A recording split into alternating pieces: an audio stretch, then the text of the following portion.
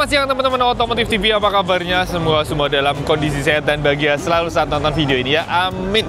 Nah teman-teman, siang hari ini saya sedang bersama sebuah big bike ya, tampangnya sporty banget. Yang menariknya adalah harganya ini relatif murah jika dibanding kompetitornya.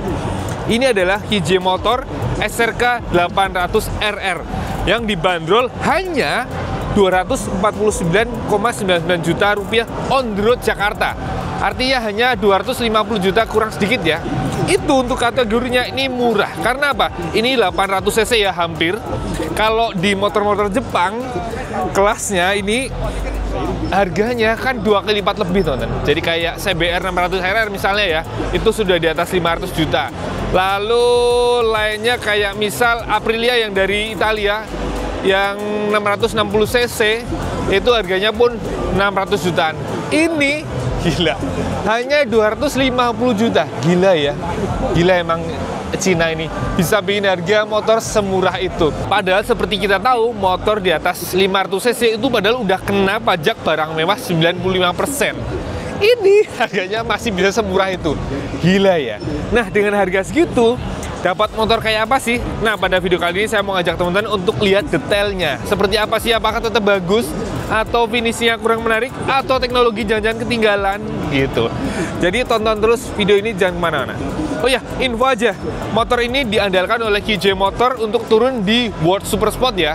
Kelas 2-nya dari World Superbike. Jadi tarung dengan Honda CBR 600 RR, dengan MV Agusta yang 800 sampai melawan Ducati Panigale V2. Nah, kayak gimana sih motornya? Ayo kita lihat-lihat bareng aja. Jadi kalau secara keseluruhan pastinya ini sebuah big bike super sport, kayaknya full fairing yang pasti sporty, kekinian lah, apalagi udah ada winglet tuh di depan kanan kirinya. Jadi ya kalau secara tampilan oke lah, walaupun kalau kita lihat secara detail, lekuk-lekuk garisnya menurut saya pribadi ya, itu kayak agak kaku sih sebenarnya ya. Bukan yang lihat sekali langsung wow gitu, lihat sekali ya biasa aja gitu ya. Desainnya ya apalagi bagian tangki gitu lekukannya kayak kurang greget gitu ya. Tapi ya tadi balik ya, harganya menarik sih tapi 250 juta tadi. Oke, kita sekarang lihat dari area depan. Yuk kita detailin bareng. Oke, ini bagian depannya teman-teman, bagian fasianya kita temukan di sini. Pertama ada kayak sekilas kayak ram air duct ya ornamen ini, tapi ternyata enggak, ini rapet aja. Lalu di atasnya ada kayak buletan nih, entah untuk radar atau untuk kamera, tapi yang di sini kayak nggak ada kepake gitu ya. Lalu di atasnya ada windshield yang cukup mungil, nggak terlalu rata dan melengkung gitu.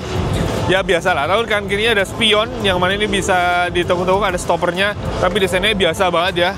Lalu truk bawahnya, nah ini ada lampu utama. Di dalamnya ada 2 proyektor yang pastinya sudah LED. Ini buat yang lampu dekat, yang sebelah sini untuk yang lampu jauh. Nah gini. Terus di bagian bawah sedikit ini ada ram air duct-nya ya, buat masuk udara ke box filter udara. Dan di depannya agak meruncing-runcing gitu ya. Bagian sini sih kesannya lumayan agresif ya.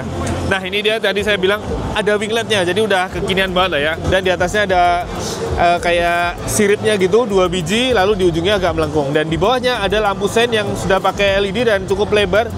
Ini ada 6 titik LED-nya teman-teman. Nah ternyata nyalanya model running gitu, keren juga ya. Gitu. Oke, kita lanjut lihat area roda depan. Suspensinya sudah upside down pastinya ya masa kini. Dan ini pakainya Marsohi. Tabungnya model warna kemasan tapi emasnya muda gitu. Lalu rodanya pakai ukuran 17 in pastinya, dan bannya ternyata pakai Maxxis tipe Supermax Sport, ukurannya 120/70 ring 17. Nah kalau peleknya sendiri modelnya model bercabang gitu ya. Nih modelnya gini, miring gini, terus di ujungnya bercabang kecil. Sekilas ngingetin kita ke peleknya Satria F. Gitu. Lalu remnya pastinya cakram ganda, standar moge lah ya. Diameternya 320 mili, dikawal kaliper Brembo, 4 piston di kedua sisi. Dan pastinya sudah ada ABS-nya. Gitu. Lalu kita lihat ke arah samping dulu, bagian fairingnya. Ini kelihatan ya. Fairingnya terbilang cukup ramping sebenarnya, bener-bener ngepres banget dengan mesin nih. Tuh, jadi mesinnya malah sedikit nongol dibanding fairingnya. Lalu desainnya kalau dari samping begini nih, bagian sini atas ngeblok karena nyambung banget dengan bagian area atas rangka, dan katanya nyambung dengan area tangki. Ini bagian sebelah sini saya yang kurang suka nih kalau saya pribadi ya, karena kesannya jadi tebel banget ya. jadi kelihatan padat, jadi kayak berat gitu kesannya. Tapi kalau bagian sini agak bolong-bolong, ngasih lihat sekilas mesin, ini lumayan oke lah, sporty. Dan ini sekaligus buat buang panas dari radiatornya gitu. Bagian sini juga ada bolong, jadi kelihatan leher knalpotnya di sisi sini gitu. Lalu ini bagian cover koplingnya kelihatan gede banget ya, terus dikasih cover pakai plastik. Ini kemungkinan biar kalau kena kaki nggak panas ya, sekaligus biar agak rapi. Kemudian maju sedikit ke depan, di balik fairingnya ini tentu saja ada radiator yang bentuknya agak melengkung dan penampangnya agak lebar, tapi bawahnya kosong aja ya, jadi udara bisa langsung ikut mendinginkan leher knalpotnya. Dan di sini tidak diketemukan adanya oil cooler ya, hanya ada radiator saja gitu. Oke, kita naik dulu ke bagian atas, kita lihat area stang. Nah, ini kelihatan ya segitiganya, modelnya begini cukup unik ya, karena tidak benar-benar bentuk segitiga, tapi ada bolong-bolong kotak di sininya dan memegang dua tabung suspensi depannya, yang mana ternyata ada setelannya teman-teman. Yang kanan ini buat setelan ribbon, sebentar yang kiri untuk setelan kompresnya. Nah, tapi ada saya yang kurang suka nih, tulisannya itu kelihatan kayak kurang greget itu ya, tulisannya kayak murahan gitu loh. Tulisan R-nya, tanda-tandanya itu beda dengan brand-brand yang udah wow gitu ya. Ini mengurangi kesan wahnya, kesan mahalnya. Lalu di sini ada kunci kontak yang masih mekanis, colok-colok gini, dan kayaknya belum immobilizer juga karena tidak ada lampu dip-dip yang buat menandakan immobilizer aktif. Tapi yang unik adalah ini bisa dilipat ya, jadi simple. Tuh. Oke ya, gitu. Nah, di setangnya kita lihat ada beberapa tombol. Pastinya setang kanan kita lihat di sisi ini panel saklarnya. Ini kalau boleh saya bilang juga ini kelihatannya kesannya murah ya, kayak motor-motor kecil lain ya. Ini kayak saya sering lihat model saklar kayak gini di motor merek lain. Mungkin ini saklar yang emang satu untuk ramean kali ya. Nih, apalagi pakai warna merah begini, termasuk yang buat dasar ya. Ini buat engine cutoff, lalu di bawahnya buat starter gitu. Lalu di sini hand gripnya sih cukup cakep, bagus, dan di ujungnya ada bandul stang lumayan gede, dan master remnya ini Brembo standarnya udah, dan ada setelannya di sini gitu. Jadi cukup cakep, dan ini udah radial. Tambung minyak remnya sudah yang transparan di sini. Kemudian di sebelah kiri ini terbilang ya biasa aja ya. Pertama ada handle coupling yang ada setelannya, dan ini kelihatan kurang cakep ya, bagian kayak karet-karetnya ini kelihatan biasa banget. Kemudian tombol-tombol saklarnya ya ini agak mendingan sih, karena nggak warna-warni, jadi kesannya lebih berkelas gitu loh ya. Ini ada tombol buat lampu jauh dekat, ini buat sen, klakson, lalu ini buat ngatur menu yang ada di speedometernya. Ke atas, ke bawah, back, dan enter. Lalu depan ada buat pass beam. Oke, kita lihat speedometernya. Ini layarnya cukup besar ya, tapi yang nyalanya ternyata hanya kotak di tengahnya aja, dan kanan kirinya buat info lampu-lampu. Nah, ini tampilannya begini. Jadi ada jam di atas, ini ada riding mode-nya, kecepatan di sini, gear position, lalu tachometernya di bawah, lalu angkanya sampai 12.000 rpm dengan renten dari 9.000 rpm. Kemudian di sini ada fuel meter, dan di sini ada odometer dan trip A, trip B.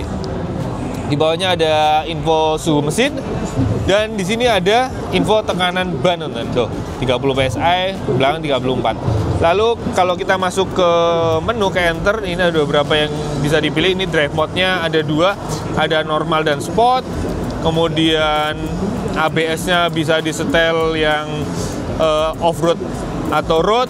Padahal ini motor full firing ya, kenapa ada pilihan off-road nih? Kalau off-road ini berarti ABS belakangnya mati, teman-teman. Ini agak unik sih, kenapa namanya juga harus off-road gitu.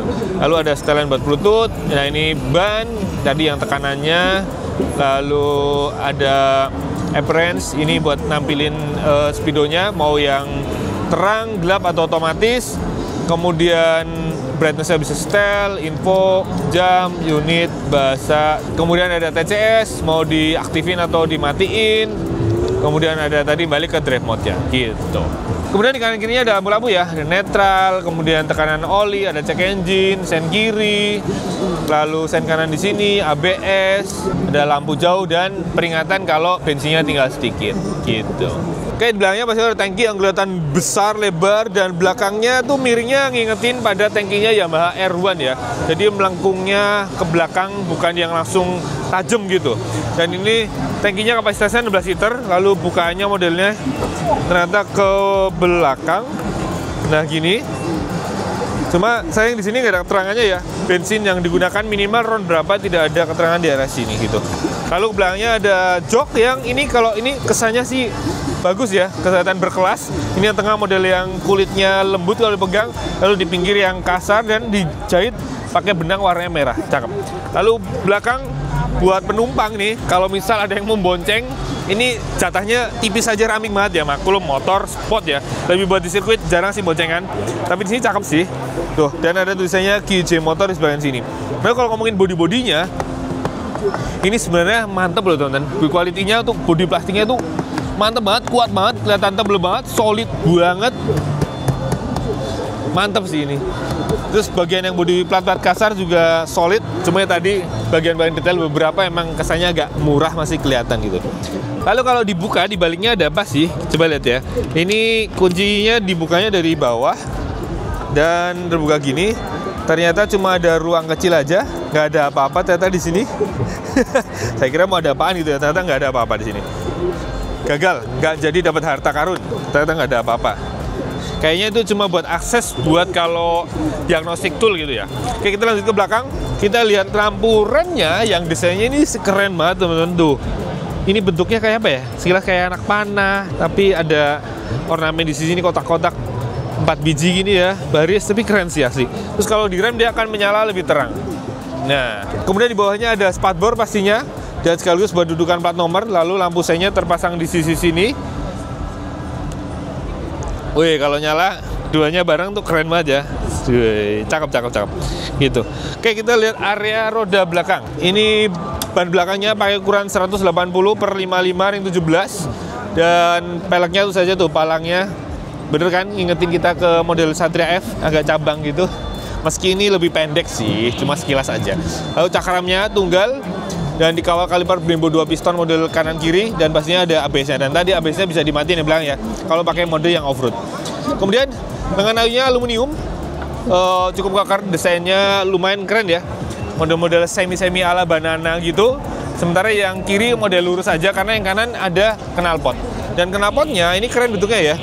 Ini mengingatkan kita pada knalpot Akrapovic, tapi ini QJ Motor aja. Dan ini mungkin juga titanium kali ya, kalau diketok-ketok dari suaranya. Dan sini ada cover hitamnya di sini, lubangnya dong. Memang ngingetin kita ke Akrapovic ya, lihat bentuknya ya. Khas banget, cakep, keren. Lalu untuk suspensi belakang, dia modelnya tiduran di sini, dan dia tanpa link, jadi bener-bener modelnya langsung terpasang di ujung lengan ayun, teman-teman. Jadi simple, cuma kalau secara redaman nih, sepertinya lebih enak yang ada link sih ya, lebih bisa meredam dengan maksimal gitu. Dan di bawahnya suspensi kita lihat ada tabung kanister di situ tersembunyi di sini. Ini untuk menampung uap bensin dari tangki sehingga tidak kebuang langsung ke udara, biar lebih ramah lingkungan gitu. Kemudian kalau kita lihat area sebelah kiri nih, lihat lengan ayunya yang tadi saya bilang. Kalau yang kiri itu model lurus aja, tapi nggak lurus-lurus banget sih sebenarnya. Jadi agak melebar gitu, gendut, jadi kesannya sih keker ya. Apalagi finishingnya modelnya cat yang model kayak pecah-pecah gitu ya. Ini kesannya malah eksklusif, bagus yang sebelah sini nih. Lalu pijakan kakinya udah pakai yang aluminium gini dan bisa kelipet. Lalu ini tuas 9 giginya, dan ini ternyata standarnya belum ada quick shifter ya. Ya maklum tadi harganya tergolong murah ya kan. Nah, ini standar sampingnya, ini udah aluminium cetak pastinya. Dan ini bagian cover magnetnya, model gini ya, standar aja. Dan ini ada selang-selang buat cairan pendingin ke bagian pompa airnya. Lalu kalau ngomongin mesin, ini spesifikasinya 778 cc ya. 4 silinder segaris DOHC 16 katup injeksi berpendingin cairan dengan transmisi manual 6 percepatan. Tenaganya sebenarnya lumayan teman-teman, 120 HP, artinya tidak kalah kalau dibanding misal Yamaha WZF R9 yang dipakai di World Super Sport juga saat ini. Terus juga mirip-mirip dengan tenaga maksimalnya Ducati Panigale V2 yang baru sekarang juga sekitar 118 HP-an. Jadi kalau secara potensi mesin sebenarnya nggak kalah. Tapi handicapnya di motor ini adalah bobotnya. Ini mencapai 214 kg ya. Jadi itu lumayan berat. Karena kalau yang musuh-musuhnya lainnya ya, itu paling 195 kg, 190 kg. Jadi kalau pengen lebih bersaing di World Super Sport, kayaknya QJ Motor harus banyak melakukan diet ya, biar lebih enteng, biar power to weight ratio-nya lebih dapat ketemu, selain pastinya setelan suspensi, balance back-nya itu biar lebih baik, biar lebih kompetitif. Karena kalau saat ini memang belum terlalu kompetitif ya, karena Ducati Panigale itu terlalu dominan. MV Agusta juga tahun ini kayaknya bakalan lebih meraja, dan apalagi Yamaha dengan R9 seperti yang dipakai oleh Aldi Satja, itu jagoan baru dari Yamaha, itu juga lumayan kompetitif. Ya semoga aja KJ Motor juga bisa bersaing gitu biar lebih seru. Karena ini satu-satunya motor Cina yang ikut kejuaraan dunia yang bener-bener pakai motornya sendiri ya. Karena beda dengan kayak di Moto2 itu kan ada beberapa brand yang mensponsori ya, tapi hanya branding aja, bukan bener-bener pakai motornya ya. Karena kalau di Moto2 kan emang mesinnya one make engine ya, pakai Triumph semua, terus sasisnya paling ada yang pakai Boscoscuro, ada yang Kalek. Jadi merek-merek yang ikut di situ hanya branding aja. Tapi kalau di World Super Sport itu bener-bener pakai motornya masing-masing gitu. Kayak KJ Motor ya bener-bener pakai ini SRK 800 RR. Ini basicnya dari motor ini nih yang ada di depan kita, yang saat ini sudah dijual di Indonesia dengan harga tadi hanya 250 juta rupiah on the road Jakarta, masih dapat kembalian. Saya mau lanjut ngomongin rasain duduk deh kayak gimana. Yuk.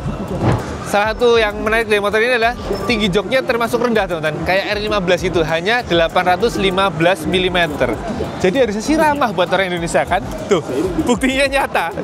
Saya tingginya 173 cm, bobot 65 kg. Pas naik, napak banget dong tuh. Ini lutut masih nekuk sampai ceper. Tuh. Terus kalau posisi duduknya sih pastinya terasa sporty ya, walaupun bukan yang nungging banget, karena yaitu efek dari jok yang tidak terlalu tinggi. Ini kalau bisa diibaratkan ini kayak naik Zetek 25 RR teman-teman dari Kawasaki. Ini juga posisi duduknya kayak gini. Jadi motor super sport yang harusnya nungging banget tapi nggak terlalu nungging. Jadi ini kalau dipakai riding itu bukan yang bikin langsung bikin pegel ini boyok ya, pinggang, karena belum kan yang gini banget ya kayak di Panigale gitu atau R6 gitu. Nah terus pijakan kakinya juga nangkringnya kayak R15 gitu, nangkring tapi bukan yang sampai nekuk banget kaki ya gini. Terus kalau di Ayun suspensinya, setelannya ini ternyata yang depan cukup padat ya, empuk tapi masih lumayan lambat kompresinya maupun ribonya. Tapi kalau yang belakang ini ternyata jauh lebih empuk malah nih, kelihatan ya, lebih ngayun banget. Ini harusnya sih kalau dipakai riding santai gitu nyaman ya bakalan gitu. Terus area windshieldnya kelihatan banget emang kesannya mungil banget, bukan yang lebar. Kemudian kalau buat ngebut ini angin kerasa banget kena tangan ya, karena emang ramping banget di sisi sininya gitu. Impresinya kayak gimana kalau dipakai ya, mungkin suatu saat semoga bisa ngetes nih, semoga aja bisa ngetes di Mandalika ya kan, pasti lebih nikmat, bisa ngerasain ngebut serasa jadi pembalap buat super sportnya KJ Motor gitu. Nah itu dia teman-teman, KJ Motor SRK 800 RR, sebuah motor super sport ya, big bag dengan harga yang relatif murah untuk kategorinya ya, 800 cc tapi harga hanya 250 juta gitu. Yaudah gitu aja teman-teman. Terima kasih buat yang sudah menonton dari awal sampai akhir. Jangan lupa like, subscribe, komen, share, nyalakan juga tombol loncengnya. Dan jangan lupa follow juga kami Otomotif_TV. Kalau IG saya _otomotif. Oke, terima kasih. Sampai jumpa di video berikutnya. Jangan lupa pakai lem kalau motor. Dadah.